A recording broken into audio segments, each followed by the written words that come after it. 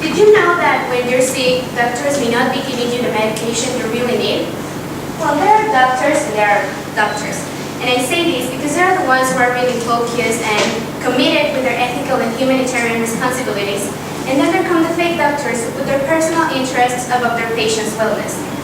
This is a very important point for me because it doesn't only affect how doctors are seen in general, but because it affects the economy and the dignity of our patients, and most importantly, it violates the ethical code we, as doctors or doctors-to-be, are bound to fulfill. To this set of actions is granted the concept of medical economy, which is known as the hidden participation of fee amongst two doctors or between doctors and more health professionals, all these previously agreed, to send patients to each other to obtain economic resources for both parties.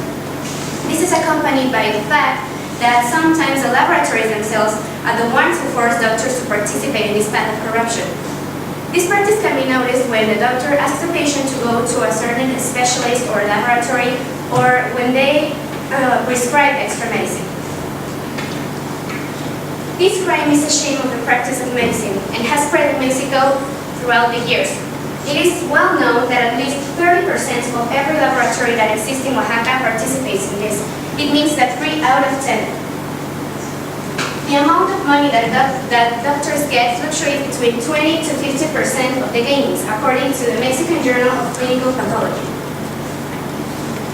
Medical economy hasn't only become a governmental issue, but also a social issue due to the many headers that have been shown in newspapers along the last few months, such as the Imparcial Oaxaca, from which I got an example. There's the case of Agustina, a 45-year-old woman who started suffering pain from her forefinger to her shoulder, so decided to have a checkup at a public hospital, in which the doctors weren't able to diagnose her. So she then went to a private hospital, and the doctor charged her 700 pesos just for the medical consultation, and asked her to get some tests done in a very well-known laboratory to continue with the consulting process. She went home and called the laboratories to know the price of the test, and they told her that it cost 4,000 pesos. She was really worried because she earns 6,000 pesos per month, and as she's a single mother, she has to maintain herself and her kids. So she decided to wait a few days to save money for the test. And in those days, she met a friend of her sister who suggested her to try a massage.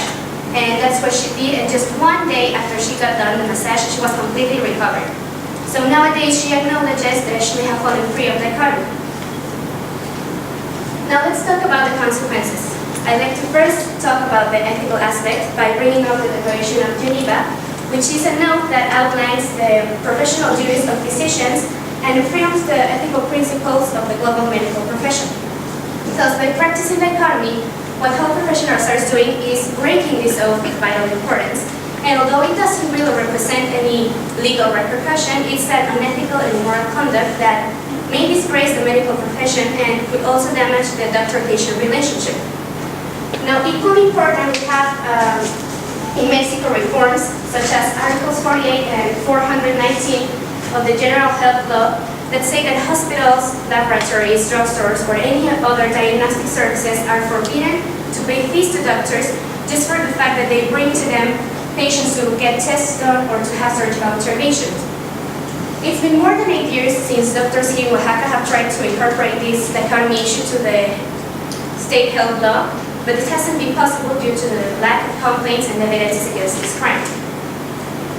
Well, at the end, one thing is very clear. This behavior affects the medical practice since the interest of the patient passed to a second term and the economic interest of doctors are put before them. I'd like to advise you all as patients to please be careful when it comes to choosing a doctor in who you're going to trust your health in. And if you see any suspicious attitude, please first reach out to them, then warn them family about the situation, and last but not least, go with the appropriate authorities to carry out the legal procedure. And all this following the principles of biomedical ethics. And I'd like to conclude by quoting Ignacio Chavez, a prominent Mexican cardiologist and once president of the National Autonomous University of Mexico, that says, all the codes of medical morality disapprove the hidden distribution of fees made at expenses of the interests of the sick person. Where the business begins, the decorum of the profession ends. Thank you.